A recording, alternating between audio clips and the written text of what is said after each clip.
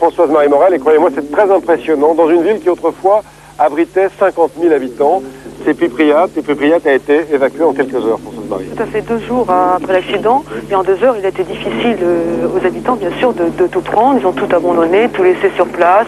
Ils n'ont pas pu emporter leurs effets personnels. Il faut savoir que ces appartements sont encore meublés, que dans les écoles, on trouve des cahiers sur les pupitres, et que c'est difficile de retranscrire avec des mots ce que l'on ressent en visitant tout ça. Ces habitants de Pipriat ont été finalement les premières victimes, puisque la centrale est située à peine 4 km seulement. d'ici. Donc évacuation, aujourd'hui une ville fantôme, une ville déserte avec des haut-parleurs. Pourquoi y a-t-il des haut-parleurs dans les rues? Parce qu'il y a 2 laboratoires qui sont installés donc à Pripyat, et pour que justement les professionnels ne sombrent pas dans la dépression, ne sombrent pas dans la folie, il y a cette voie qui symbolise une présence, mais qui symbolise seulement.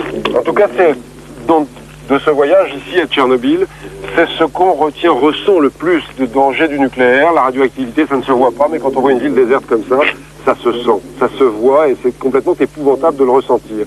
Vous avez retrouvé quelques-uns des enfants de Pipriat, vous avez retrouvé leur école aussi, leur école aujourd'hui abandonnée, et ces enfants racontent leur école. Regardez.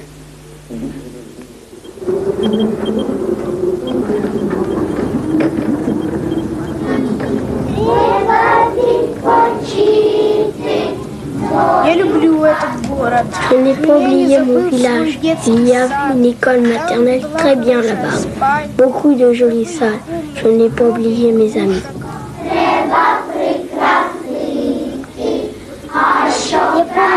Je me souviens qu'à Pripyat, il y avait beaucoup de poires.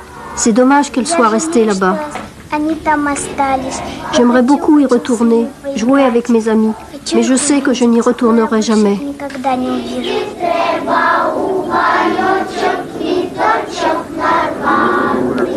Une ville régie par le vide, où le vent et le cri des corbeaux donnent au silence un bruit.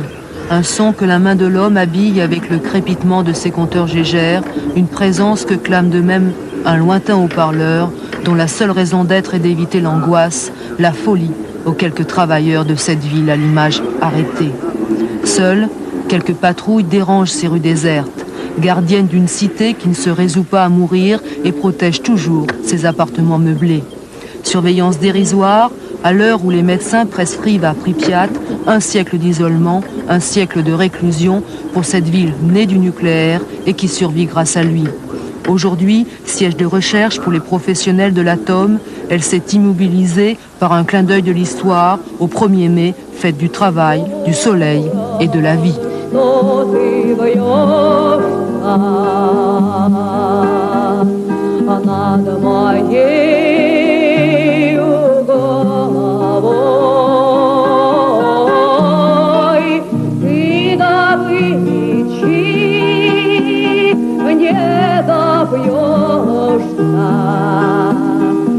Черный ворон, яхнет в